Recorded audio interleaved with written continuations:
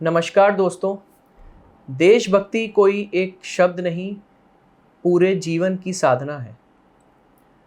और इसी के जीते जागते उदाहरण नवीन खांडा जी आज हमारे साथ इस पॉडकास्ट में मौजूद हैं। नवीन खांडा जी हरियाणा के सोनीपत जिले के गांव खांडा से आते हैं। इनका जीवन समाज सेवी, देशभक्ति और नौजवानों को जागरूक करना देश के प्रति, इसी के लिए समर्पित है। आज नवीन खांडा जी हमारे साथ इस पॉडकास्ट में हैं और आज हम जानेंगे खांडा साहब से कि कैसे उनकी ये देशभक्ति के प्रति जागरूकता जो उन्होंने लोगों में फैलाई, उसके पीछे क्या कारण रहा। साथ ही साथ जो हमारा महारक्तदान 3 अगस्त को होने वाला है, उसमें नवीन खांडा जी के विचार क्या हैं रक्तदान को लेकर और कैसे रक्तदान देशभक्ति के साथ जुड़ सकता है। नमस्कार जी। सबसे पहले आपको और आपके दर्शकों को मैं बताना चाहूँगा कि आज यहाँ आपके साथ बैठ के बहुत ही अच्छा महसूस है और ये भी बताते हुए महसूस हो रहा है कि जो 3 तारीख की हमारी तैयारियाँ चल रही है रक्तदान के लिए, तो भाई उसका एक हम महाकुंभ, मैं इसको महाकुंभ कह सकता हूँ, जहाँ 2000 लोग एक साथ रक्तदान करेंगे, एक छत के नीचे रक्तदान करेंगे। तो एक महाकुंभ लगने जा रहा है। तो मैं सभी को ये हाथ जोड़ के निवेदन करना चाहता हूँ कि आप आइए, रक्तदान कीजिए। और इसका महत्वपूर्ण मैं बताता हूँ कि महत्वपूर्ण क्यों है। क्योंकि आप जो रक्तदान करते हो, 1 यूनिट से 3 आदमियों की जान बचाई जाती है। यानी आपने तो अपना काम कर दिया। आप रक्तदान लेने के बाद ये कहते भाई, कई बार सुना होगा आपने कि हमें कमजोरी आता है। कुछ नहीं होता रक्तदान करने से, बल्कि स्वास्थ्य ठीक रहता है और साथ में 3 आदमियों को जिंदगी भी मिल रही है। तो मैं अब तक आपके चैनल के माध्यम से बताऊंगा, मैं 35 बार रक्तदान कर चुका हूं। और मैंने 2021 में सबसे पहले हमारे बड़े भाई आशीष दैया कमांडो, उनसे प्रेरणा लेकर 10 मार्च 2021 को पहला रक्तदान किया था। और मैंने हरियाणा ही नहीं, भारत के विभिन्न क्षेत्रों के लोगों के लिए रक्तदान किया है, जिसमें जम्मू कश्मीर से लेकर कन्याकुमारी तक। और हमारी जो टीम है वो आर्यवर्त बल कमांडो टीम है, जो कि एक इंटरनेशनल टीम है। अलग अलग विदेशों में भी हमारी जो वर्ल्ड का काम करते हैं डोनर्स हैं, जो अवेलेबल है। तो मैं इसके लिए सबसे पहले जो मुझे लाइन पकड़ाई गई, तो मैं अपनी ज़िंदगी का एक सार, जो रक्तदान का सार मानता हूँ, मेरी ज़िंदगी का रक्तदान का श्रेय मेरे आशीष भाई कमांडो साहब को जाता है, जिनकी बदौलत के कारण आज मैं आपके सामने रूबरू हो पाया हूँ और जिन्होंने मुझे यहाँ खड़ा करने के लिए अपना फुल बैकअप दिया है रक्तदान के लिए। बहुत बहुत अच्छा लगा आपसे ये समझ के कि कैसे रक्तदान हमारी देश सेवा के लिए ज़रूरी है। नवीन जी, आपसे मैं ये समझना चाहूँगा कि आप तिरंगा युवा समिति के अध्यक्ष भी हैं जी। तो तिरंगा युवा समिति की सोच क्या थी और वो कैसे शुरू हुआ, वो हमारी जनता को बताएं। मैं हसनगढ़ गांव है रोहतक जिला में, तो वहाँ मैं पढ़ा करता था। 2018 में 1 नवंबर 2018 को मेरे जो गुरु हैं, मेरे बड़े भाई राकेश नंदलाल, जो तिरंगा युवा समिति के संस्थापक हैं, उन्होंने शहीदों की याद में वहाँ तिरंगा झंडा लगवाया था, 101 फुट का। यानी उस टाइम वो जिले का सबसे ऊंचा तिरंगा था। तो वहाँ से मेरे अंदर भावना आई कि मैं भी अपने गांव में लगवाऊंगा तिरंगा। तो उसके लिए फिर मैंने अपने जो मेरे साथी हैं, जैसे उस टाइम अभिषेक था, नवीन था, अजीत था, संजय था, तो उनसे मैंने अपने मन के विचार रखे। अमन था इंदौरा हमारे, उनको विचार रखे कि भाई हम अपने गाँव में एक तिरंगा लगवाना चाहते हैं। तो उसके बाद हमने भागा दौड़ी, क्योंकि पता नहीं था, हमें कोई बताने वाला नहीं था। तो हमने बहुत जगह घूमे, यहाँ गए वहाँ गए, वहाँ से हम हसनगढ़ पहुँच गए। हसनगढ़ जाने के बाद राकेश भाई के पास गए, हमने बताया भाई हम ऐसे ऐसे घूम रहे हैं, आप बताओ कि आपने ये तिरंगा लगवाया कैसे लगवाया। उन्होंने कहा भाई 2.5 लाख रुपए में लगवाया और लोन लेके। मैंने यार वहाँ से अट्रैक्ट हुआ, यार एक बंदे ने लोन लिया है तिरंगे के लिए और तिरंगा लगवा दिया।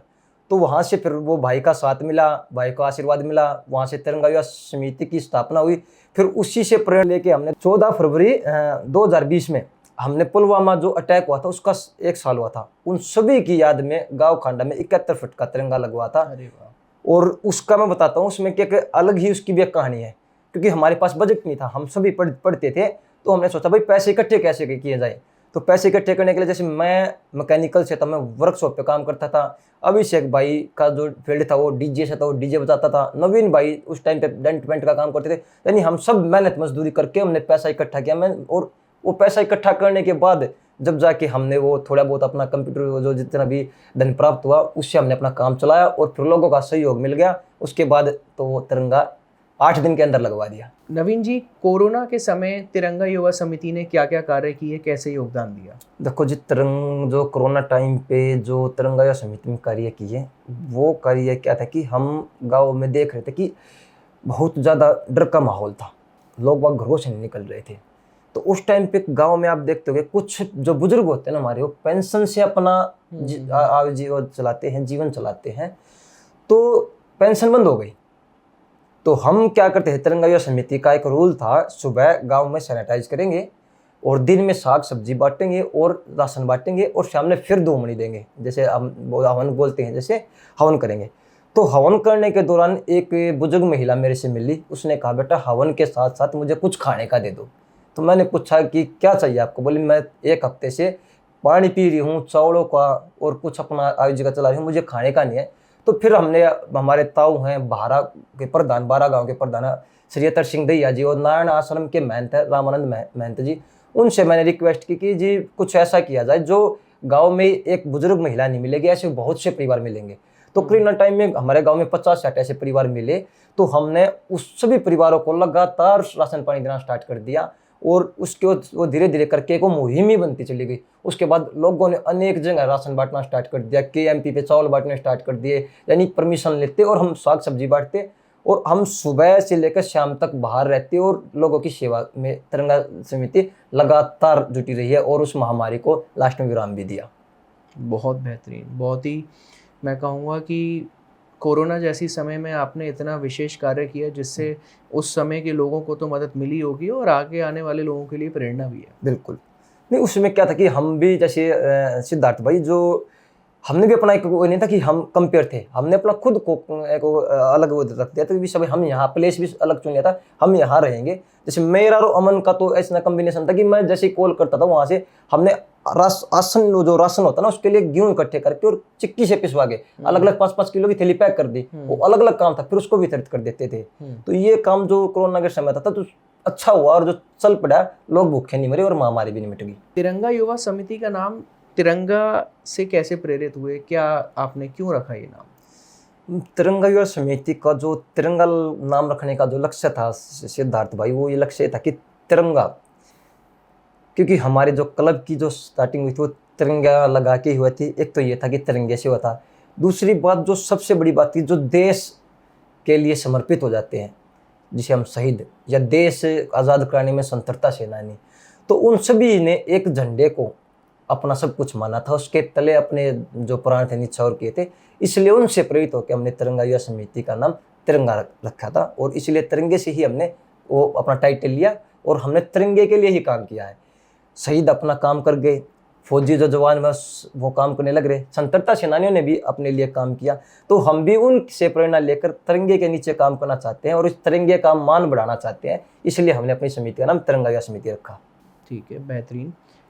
नवीन जी, आपको क्रांतिवीर की उपाधि मिली जी, तो वो क्यों मिली और कब मिली वो बताइए हमारी ऑडियंस। क्रांतिवीर की उपाधि मैं बताना चाहूँगा, मेरे आदरणीय बड़े भाई, बहुत ही जो जिन्हें मैं मान सम्मान अपने पिता के बराबर मानता हूँ, देवेंद्र सिंह पीपली गरीब कल्याण संस्था है उनकी और वो उनके संस्थापक हैं, जो हजारों गरीब परिवारों की मदद कर चुके हैं और अभी भी करने लग रहे हैं। निःशुल्क उन्होंने एम्बुलेंस सेवा स्टार्ट कर रखी है और साथ में ज़्यादा नहीं कहते 500 से 1000 लड़कियों की शादियाँ करा चुके हैं और वो एक कॉल पे ना उन्होंने पूरे इंडिया में गरीब परिवारों की सहायता की है। और ऐसे ऐसे परिवार हैं जिनकी दयनीय हालत बहुत ख़राब है, किसी का शिक्षा का उठा लिया बेड़ा, किसी के भाई परिवार की इलाज का बेड़ा लिया, लेकिन उनसे प्रेरित हुआ मैं, उनसे मिला, फिर उन्होंने मेरा काम देखा, फिर उन्होंने 7 जुलाई 2023 को एक कार्यक्रम था, उसके अंदर क्रांतिवीर की उपाधि दे दी, उन्होंने रखा था क्रांतिवीर नाम। बहुत बढ़िया। और उसी के साथ आशीष भाई हैं जो मैं पहले ही बता चुका हूँ, वर्ल्ड के क्षेत्र में जो 161 बार रक्तदान कर चुके हैं, तो वो भी मुझे क्रांति कहते हैं। तो वो कहीं ना कहीं जुड़ता चला गया और हमारे भाई हुए हैं शहीद हो गए, नीतीश पर्वत आरोही भाई थे, तो वो भी लिखते थे क्रांतिकारी, वो थे क्रांतिकारी। वो 23 साल की उम्र में पहाड़ों पे थे तो वहाँ शहीद हो गए थे। तो उस भाई ने भी पूरे, यानी माउंट एवरेस्ट पे लगा लो या किलिमंजारो पे लगा लो या यूरोप की सबसे ऊंची चोटियों पर लगा लो, सभी पे तिरंगा फहराया था और वर्ल्ड रिकॉर्ड है उस भाई का। वो हमारा बहुत ही प्यारा भाई था जो आज हमारे बीच में नहीं है। उसकी कमी कभी भी पूरी नहीं हो सकती। मतलब वो शख्सियत जो हमारे बीच से गई है ना, तो ये कहना कि हमें बहुत ही एक ऐसा हादसा जो दिल पे ठेस रहती कि वो होता ना, उसके विचार इतने थे कि मैं उनसे तो बहुत प्रभावित था। हम काफ़ी काफ़ी बात करते थे। भाई नीतीश आज हमारे बीच में नहीं है, लेकिन हमारे दिल में हमेशा जिंदा रहेगा। नवीन जी, हमारी ऑडियंस को बताएं, बलिदानियों के सम्मान में जो स्मारक आपकी समिति बना रही है वो किसके लिए है और उसके पीछे का उद्देश्य क्या है? मैं बताना चाहूँगा कि जो बलिदानियों का स्मारक है वो एक ऐसा स्मारक है जिसने भी देश, धर्म, खेल, संस्कृति व पर्यावरण के लिए प्राण निछोर किए हैं, उन सभी देशभक्तों के लिए ये स्मारक बनाया जा रहा है। इस स्मारक का उद्देश्य है जिसने भी अपने देश के लिए कोई भी देशभक्ति के लिए कार्य किया है, उन सभी के लिए ये स्मारक है। और ये स्मारक भारत का सबसे बेहतरीन स्मारक बनने जा रहा है, जो कि 90 फुट ऊंचा होगा। और ये 90 फुट भी इसलिए है क्योंकि भारत में 29 राज्य है, उनकी एक ऊंचाई ली गई है। तो इसका भी एक अपने आप में एक उद्देश्य है जो कि एक ऐतिहासिक रहेगा। और इसका जल्द ही कार्य निर्माण स्टार्ट करेंगे। और ये सभी देशभक्त हैं, जितने शहीद हैं, स्वतंत्रता सेनानी हैं, जिन्होंने हमारे अपने प्राण देकर हमें जीवन दिया है, उन सभी को ये समर्पित करेंगे। बहुत बहुत बढ़िया। तिरंगा युवा समिति किस किस क्षेत्र में अपना योगदान दे रही है? सिद्धार्थ भाई, तिरंगा युवा समिति कई एक क्षेत्र हैं जिनको मैं गिनवाना चाहूँगा। सबसे पहले तिरंगा का नाम आ गया तो शहीद और स्वतंत्रता सेनानियों के सम्मान में कार्य करती है। फिर अपने रक्तदान महादान इसको मुहिम को आगे बढ़ाती है। साथ में शिक्षा के ऊपर भी तिरंगा युवा समिति का पूरा फोकस रहता है और तिरंगा युवा समिति शिक्षा के क्षेत्र में भी कार्य करती है। उसके साथ ही स्वास्थ्य जांच केंद्र भी लगाती है, साथ में वो भी चलते हैं। और उससे अलावा गरीब परिवारों की सहायता भी करती है। और साथ में सबसे महत्वपूर्ण है कि आज कितना आप देख रहे हैं इन्वायरमेंट में कि हमें कितना ज़्यादा प्रॉब्लम हो रही है, तो उसके लिए हम वातावरण में, पर्यावरण में भी हमारे ट्री मैन है देवेंद्र सूरा भाई, जिनसे मैंने प्रेरणा ली थी। उन्होंने लाखों पेड़ लगा चुके हैं। वो उनसे प्रेरणा लेते हुए हमने भी पर्यावरण में पेड़ लगाए हैं और हम पेड़ लगाते हैं। और मैं आपके चैनल से सभी से निवेदन करता हूं कि अपने जन्मदिन पे, अपनी एनिवर्सरी पे या अपने कोई भी फंक्शन हो तो पेड़ जरूर लगाएं, उसकी रक्षा करें, क्योंकि पेड़ों से ही हमारा जीवन है। खांडा जी, नवीन खांडा, आज हम आप सबको एक बहुत ही अच्छे उपाधि और नाम से जानते हैं, तो नवीन खांडा से ये क्रांतिवीर बनने में सफ़र कैसा रहा? क्या क्या परेशानियां आई? घर रिश्तेदारों ने कितना सपोर्ट दिया? कितना तब क्या सपोर्ट था, आज क्या सपोर्ट है? और सबसे इम्पोर्टेंट, आपने किस उम्र से ये कार्य करना शुरू किया? मैं बताना चाहूँगा कि मैंने 18 साल की उम्र में अपनी समाज सेवा स्टार्ट कर दी थी। वैसे तो 2013 में आ गया था मैं इस लाइन में, क्योंकि फिर उस टाइम पे मैं 13 ही साल का था। तो अलग अलग क्लब होते थे, उनमें कार्य करते थे, लेकिन प्रॉपर मैं 2018 से आ गया था। भाई 2018 से राकेश भाई से मिलने के बाद मैं प्रॉपर लाइन में आ गया था। और स्टार्टिंग में देखो भाई, घर परिवार तो यही सोचते हैं, रिश्तेदार तो बहुत दूर जो हो जाते हैं कि पता ना किस कार्य में बढ़ गया, फालतू काम में, पढ़ाई पे ध्यान दे लो। लेकिन मैंने अपनी पढ़ाई के साथ अपनी समाज सेवा को जारी रखा और अपने पे विश्वास था मुझे कि मैं हाँ कुछ कर लूँगा और मैं समाज के लिए एक बेहतरीन कार्य करूँगा। और रिश्तेदार है जो हमारे, उनका कोई बेस्ट पहले भी नहीं था, आज भी बेस्ट नहीं है, लेकिन मुझे फ़र्क भी नहीं पड़ता है, क्योंकि मेरे माता पिता को भाई ये पता कि हमारा लड़का गलत नहीं कर रहा। तो यही है। और कठिनाई तो ये है कि भाई जब नवीन खांडा का सफ़र जो आपने पूछा है, स्टार्टिंग में तो भाई अपने आप ही स्टार्टिंग करनी पड़ती है। कोई कम बैक नहीं था, कोई साथ नहीं देता था। सुबह निकलता था मैं, शाम तक ऐसे ही घूम के आ जाता था। मतलब निराशाजनक, एक आदमी वो नहीं कहते कि एक पंछी जब सुबह निकलता और शाम को बिना दाने लिए अपने घोंसले में उठता तो वो भूखा ही रह जाता। तो मैं बहुत घूमा, यानी सुबह निकल गया, कभी कहीं। मैंने बहुत कॉल भी की है लोगों को, बहुत बड़े जो आज बाई नेम जानते हैं, कभी रिक्वेस्ट भी करता था। ऑफिस हो के बाहर से मैं वापस आ जाता था, सुबह निकल जाता था। मैंने ये नहीं देखा कि स्टार्टिंग में आप ये मानोगे कि मैं जब चीफ गेस्ट बुलाया पहली बार, तो लोग बड़ी गाड़ियों से जाते हैं, बहुत हो जाते हैं, मैं पैदल चला गया था। और उसके बाद फिर हमने साइकिल ली, हम साइकिल पे चीफ गेस्ट गए, फिर हमने मोटरसाइकिल पे चीफ गेस्ट गए। अब ये है कि भाई जैसे जैसे भगवान ने साथ दिया, आगे बढ़ते चले गए। तो कठिनाइयाँ बहुत आई, पर ये है कि अब लोग थोड़ा साथ देने लगे हैं। स्टार्टिंग में कोई कम साथ नहीं था, जिन्होंने स्टार्टिंग में साथ दिया था वो मेरे आज भी साथ में है। आज भी मेरे साथ सबसे बड़ा जो मेरी जीवन में जिसने परिवर्तन लाया है और जिसने नवीन खांडा बनाया, वो मेरे गुरु राकेश नंदलाल है, जिनके लिए जीवन समर्पित है। उसके बाद जो मुझे कम बैक, यानी नवीन खांडा तो फेस है, और जो बैक में काम करते हैं वो है मेरे भाई अभिषेक और संजय, अमन इंदौरा, नवीन नागर, जिन्होंने मुझे आगे बढ़ाया। उसके बाद तो टीम आगे चलती चली गई और जैसे जैसे बढ़ते चले गए और बहुत काफ़ी सारे भाई जुड़ गए अब तो, अब बेहतरीन। आपकी कृपा से चल रही है। नहीं, बहुत ही अच्छा लगा आपसे बात करके। नवीन जी, तिरंगा युवा समिति को कहाँ कहाँ से आज तक सम्मानित किया गया है?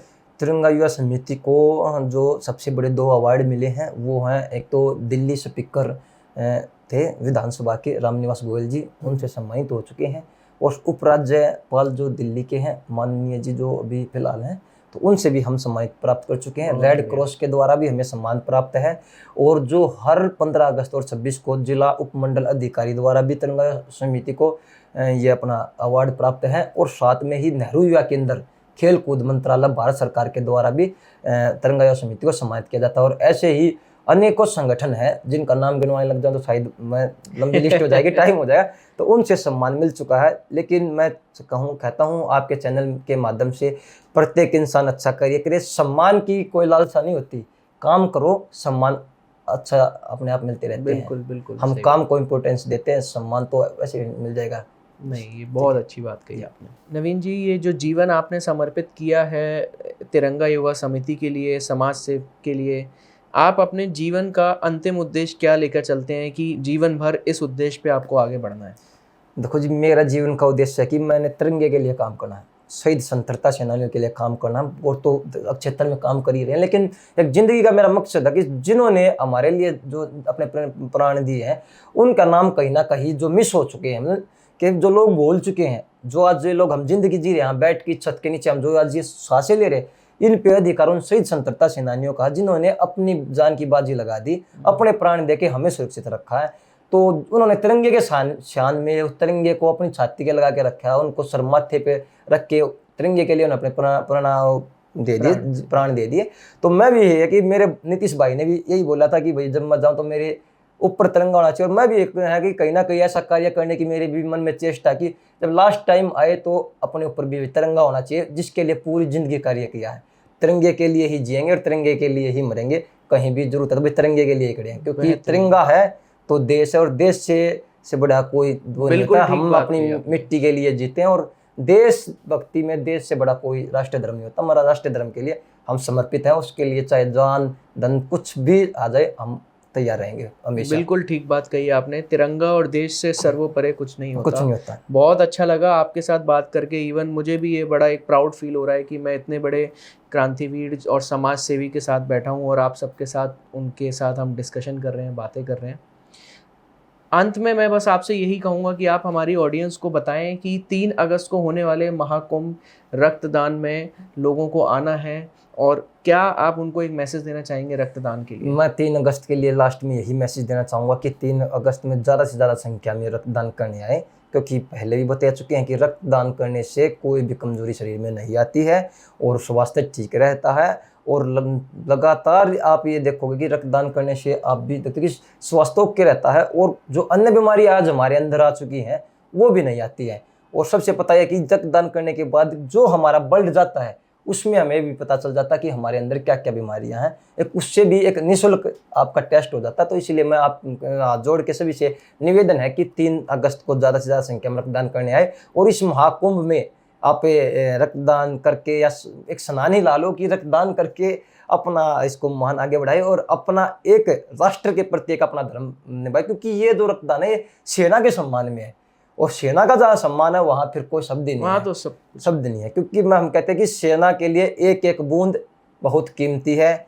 वो वहाँ जंग लड़ते हैं सीमाओं पर, हम उनके लिए यहाँ लड़ते हैं, खून इकट्ठा करके हमें स्ट्रॉन्ग बनाना है, और हमारी सेना को हर प्रकार से हमें संभव बनाना है, और उसका सहयोग करना है। जय हिंद, जय भारत।